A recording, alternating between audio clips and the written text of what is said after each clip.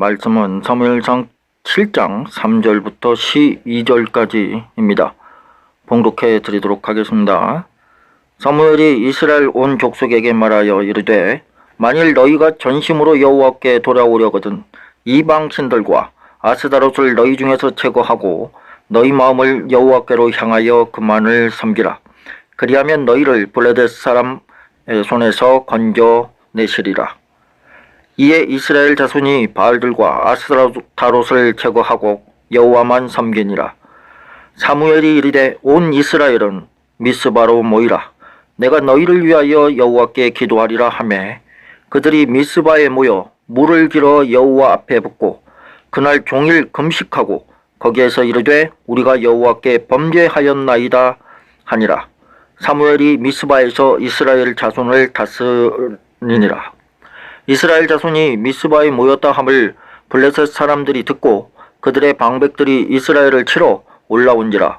이스라엘 자손들이 듣고 블레셋 사람들을 두려워하여 이스라엘 자손이 사무엘에게 이르되 당신은 우리를 위하여 우리 하나님 여호와께 쉬지 말고 부르짖어 우리를 블레셋 사람들의 손에서 구원하시게 하소서 하니 사무엘이 젖먹는 어린 양 하나를 가져다가 온전한 번제를 여호와께 드리고 이스라엘을 위하여 여호와께 부르짖음에 여호와께서 응답하셨더라. 사무엘이 번제를 드릴 때에 블레셋 사람이 이스라엘과 싸우려고 가까이 오매 그날에 여호와께서 블레셋 사람에게 큰 우레를 발하여 그들을 어지럽게 하시니 그들이 이스라엘 앞에 패한지라. 이스라엘 사람들이 미스바에서 나가서 블레셋 사람들을 추격하여 백갈 아래에 이르기까지 쳤더라. 사무엘이 돌을 취하여 미스바와 센 사이에 세워 이르되 여호와께서 여기까지 우리를 도우셨다 하고 그 이름을 에벤네셀이라 하니라. 오늘의 말씀의 주제는 바로 에벤네셀의 하나님이란 제목으로 목사님께서 말씀을 전포하시겠습니다. 감사합니다. 정말 심히 걱정이 되죠. 오미크론 변이 바이러스에 의해서 좀 확진자가 어마어마하게 좀 불어나고 있죠. 생각지도 못했던 거의 한 3만 명대 지금 이루고 있는 것 같아요. 그래서 이게 아마 6만 명까지 되리라고 보고는 있습니다. 예상은 하고 있어요. 그런데 참 확진자가 갑자기 이렇게 불어나고 확산되어지는 오미크론의 그 전염력 때문에 그러긴 하는데 감사하게도 위중증 환자는 반절로 뚝 떨어졌다고 합니다. 그래서 앞으로 이제 정부에서도 고심 중에 있어요. 어떻게 해 가야 할 것인가? 강력하게 잡을 거냐?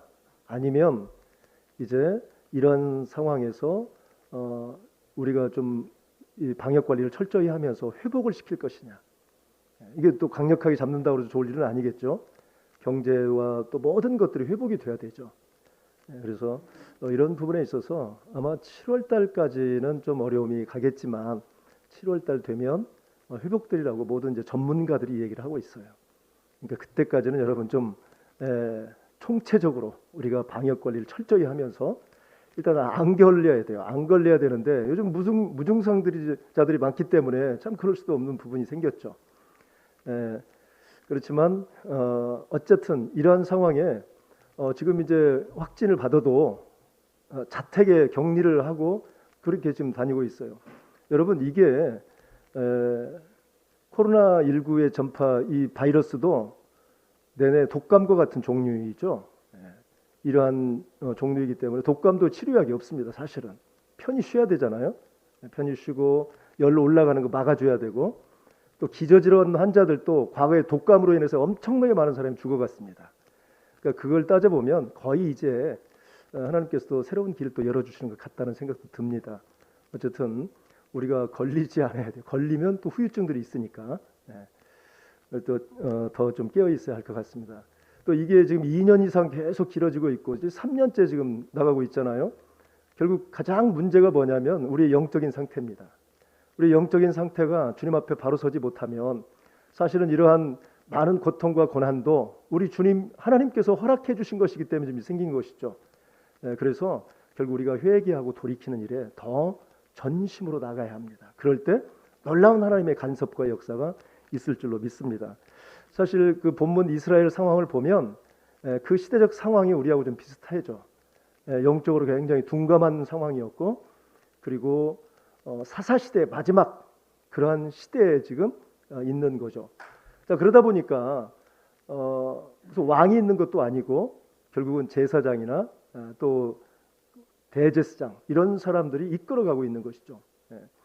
자, 그렇다면 대제사장이 좀 깨어 있어야 되고 또 제사장이 역할을 좀 잘 해야 되는데, 이런 사람들이 저를 깨어 있지 못하고 역할을 잘 못하면 어떻게 돼요? 굉장히 백성들이 고통을 받는 것이죠. 자, 고통을 받게 되는 가장 문제가 뭐냐면 주변에 있는 나라를 일어나게 해서 쳐들어오게 만들죠. 이게 이제 문제예요.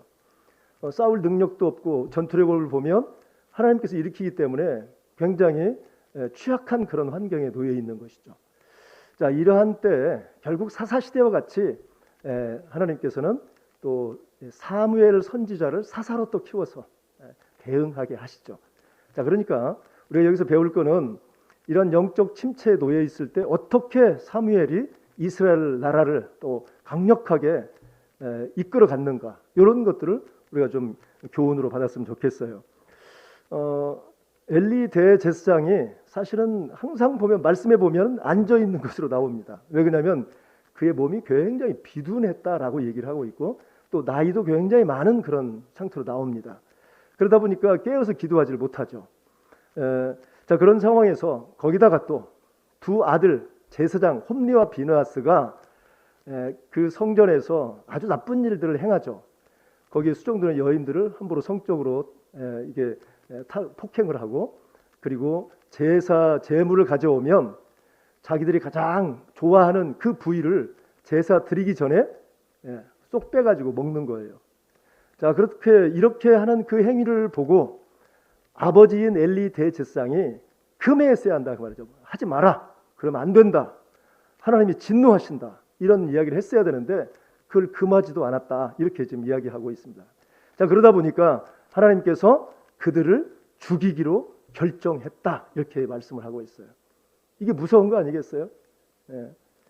그러니까 그 홈리와 비느하스는 무엇을 잘못했어요? 하나님의 제사를 무시한 거예요. 하나님을 무시해버린 거예요.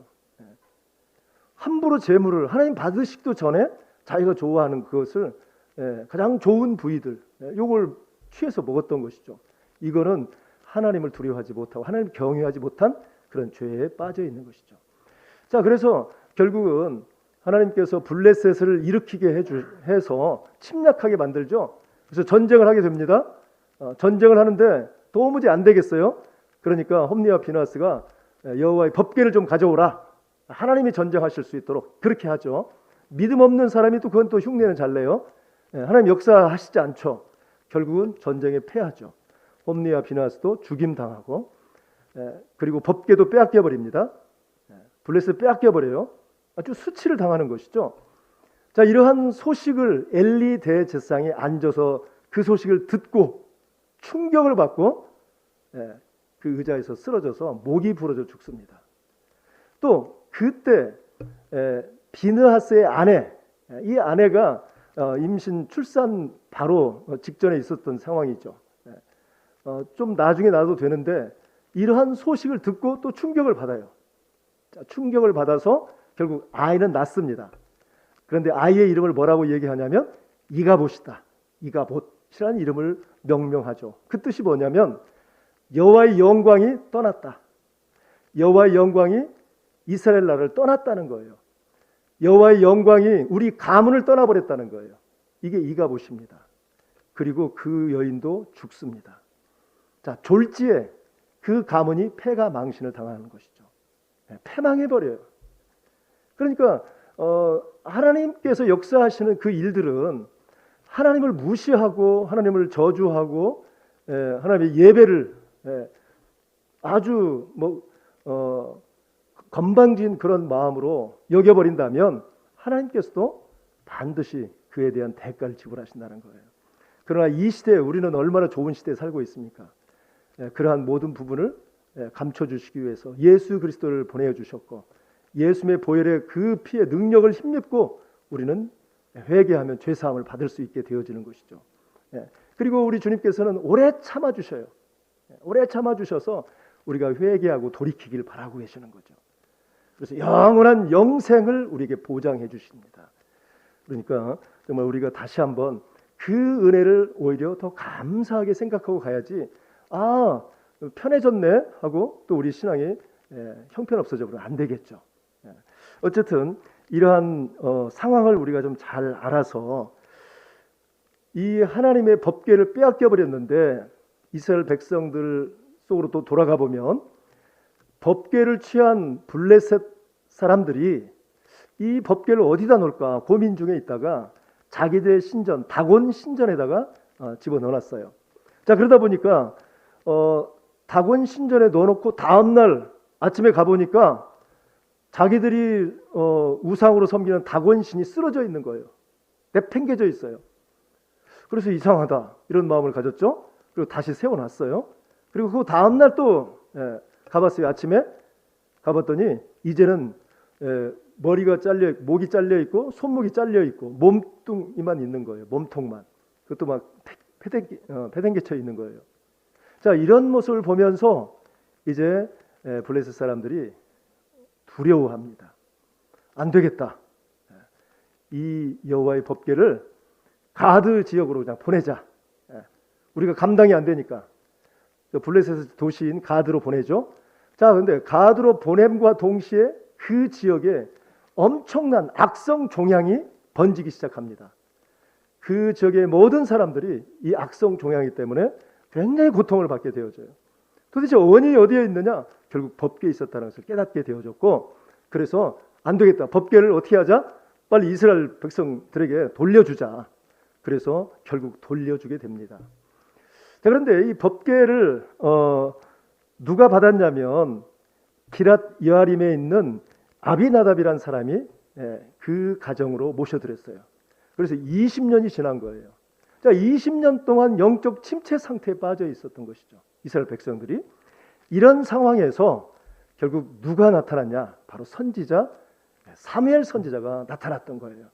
그래서 이 사무엘 선지자가 이 영적 각성 운동을 일으키기 위해서 선포한 것이, 첫 메시지가 뭐냐면 본문 3절이에요. 3절 말씀에 보면 사무엘이 이스라엘 온 족속에 말하 이르되 만일 너희가 전심으로 여호와께 돌아오려거든 뭘 하라고요? 이방 신들과 아스타롯을 너희 중에서 제거하라. 그렇게 얘기하고 있어요. 혹시라도 우리가 살아가면서 하나님이 아닌 다른 우상을 섬기고 또 그 우상이 가지고 있는 어떤 표징물을 가지고 있다면 이거 철저히 버리라는 거예요. 그러다 보니까 그 말에 다들 순종을 합니다. 순종을 해서 바알을 버리고 아스타롯을 다 버려버리게 되죠. 자, 이렇게 백성들이 순종을 하면서 나가고 있습니다. 자, 그리고 두 번째 명령한 것이 뭐냐면 5절 말씀이에요. 5절에 같이 한번 읽어보겠습니다. 자, 시작. 사무엘이 이르되 온 이스라엘은 미스바로 모이라. 내가 너희를 위하여 여호와께 기도하리라. 아멘이죠.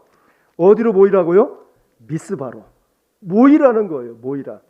자, 모여야만이 제사를 드리고 모여서 함께 기도할 수 있는 것이죠. 모이지 않으면 이런 역사가 나타나지 않는 거예요. 자, 위기의 상황이지만, 영적 침체된 상태이지만 모여야만이 하나님의 자녀로서 하나님께 영광을 올려드리고 제사를 드릴 수 있는 것이죠. 자, 그래서 이 모이는 것이 굉장히 중요하다. 자, 그런데 이 시대에도 모이기를 힘써야 되는데 가면 갈수록 이제 어떤 상황이 벌어지느냐. 히브리서 10장 25절 말씀만 보겠습니다.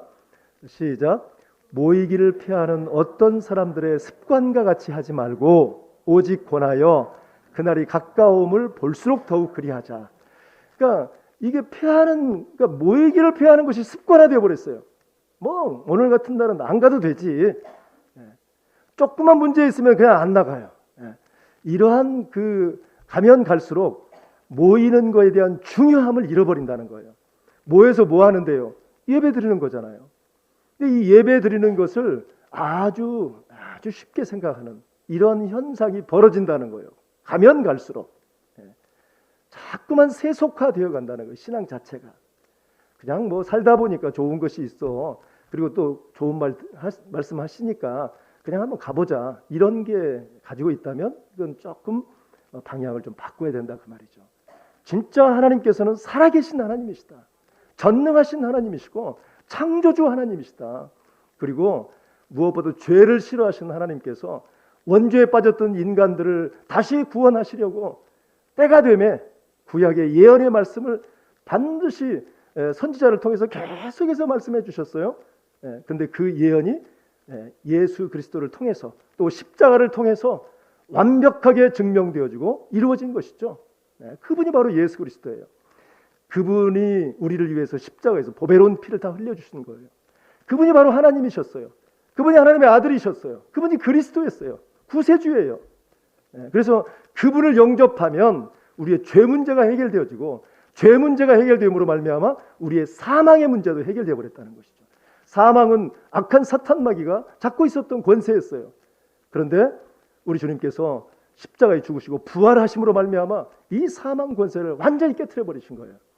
그래서 우리가 예수를 믿어야만이 저 천국에 갈 수 있고 영생을 얻을 수 있다는, 이게 지금 확실하게 우리에게 성경은 계속 가르쳐주고 있잖아요. 그러니까 여러분, 우리가 모여서 예배를 드리고 하나님을 찬양하고 높여드려야 되는 것이죠. 그럴 때 하나님께서 여러분의 삶 가운데, 여러분의 삶 속에서도 역사해 주셔서 세상 일 가운데서도 평안을 주시고 번성하게 해주시고 문제를 해결해 주시는 하나님이시다 그 말이죠. 여러분, 모일 때 하나님의 역사가 나타납니다. 모일 때 성령의 불이 힘있게 붙습니다. 그래서 사탄 마귀는 끊임없이 우리가 모이는 것을 싫어해요. 사탄 마귀가. 그런데 우리는 모여야 된다 그 말이죠. 모여서 뭐 해야 돼요? 모여서 예배드리고 서로 교제하고 그리고 양육을 받고, 그래서 하나님을 알아가는 거예요. 예수님이 어떤 분인가, 또 예수님께서 어떤 마음을 가지셨는가, 우리가 주님 앞에 더 나아가서 기쁨으로 찬양할 때 우리 주님 어떤 마음으로 받으실까. 때에 따라서 우리가 모이기를 폐하버리고 세속적인 삶을 살아가면 예수님이 어떻게 정말 허탈한 마음으로 싫어하실까. 이러한 것들을 자꾸 알아가는 거예요. 말씀을 통해서, 양육을 통해서 알아가야 돼요. 그리고 서로 교제는 왜 필요해요? 서로 신앙의 도전을 받는 거예요. 좋은 믿음의 도전을 가지고 적용을 잘 하시는 분들이 있어요. 이런 분들을 통해서 도전받고 나의 신앙도 자꾸 성장, 성숙되도록 이렇게 해나가는 것이 바로 교제예요. 그래서 모이면 예배와 교제와 양육이 있고, 그래서 이렇게 양육이 되어진 사람들을 통해서 다시 우리 주님께서는 파송해 주셔요. 보내주시는 거예요. 세상 속으로, 가정으로, 그리고 직장으로, 사업장으로 보내셔서 하나님의 나라를 세워갈 수 있도록 이렇게 이끌어 주시는 것이죠. 그래서 모일 때 이러한 일들을 영적으로 무장하고, 그리고 세상에 나가서 하나님의 자녀로, 하나님의 대사로 당당하게 일할 수 있다 이 말이죠.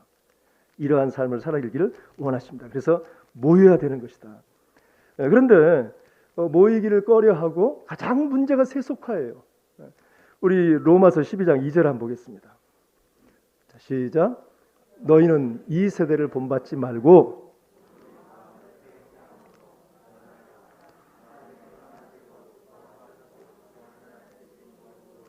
분별하도록 하라. 아멘이죠? 이 세대를 본받지 말라는 거예요. 이 세상 풍조가 있어요. 풍습이 있어요. 이러한 것에 너무 관심을 가지고 빠져들어 버리면 우리의 신앙도 변질된다는 거예요.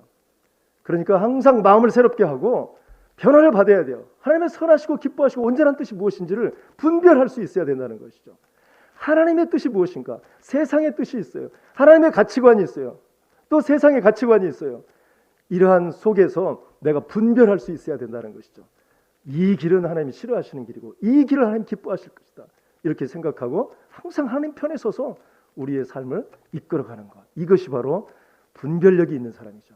영적 분별력을 잃어버리면 아무런 판단이 서질 않아요. 세속화될 수밖에 없어요. 그래서 우리는 더욱더 모이기를 힘써서 하나님의 말씀으로 양육되어지고, 그리고 세상에 나가서 진짜 선한 영향력을 끼칠 수 있는 저와 여러분 되시기 바랍니다. 그래서 우리 사무엘 선지자는 미스바로 모이라. 내가 여호와께 기도하리라. 너희를 위해서. 그럴 때 이스라엘 백성들이 다 순종했습니다. 모였기 때문에 그런 역사가 있었죠. 만약에 모이지 않았다면 이러한 혜택을 누릴 수가 없는 것이죠. 네. 그래서 모여서 무엇을 했느냐? 6절 말씀에 보니까 그들이 미스바에 모여 물을 길어 여호와 앞에 붓고, 물을 길어 붓는다는 것은 몸을 정결하게 한다는 거예요. 그리고 종일 금식하고 우리가 여호와께 범죄하였다, 회개하는 거예요. 가장 중요한 것이 회개예요. 회개로 출발이 돼야 된다 그 말이죠. 내가 그동안에 정말 내 뜻대로 내 방법대로 살았다면 이제는 철저히 회개하고 돌이켜서 하나님의 뜻이 무엇인가 계속 말씀으로 도전받고 나아가는 것이 중요하다 그 말이죠.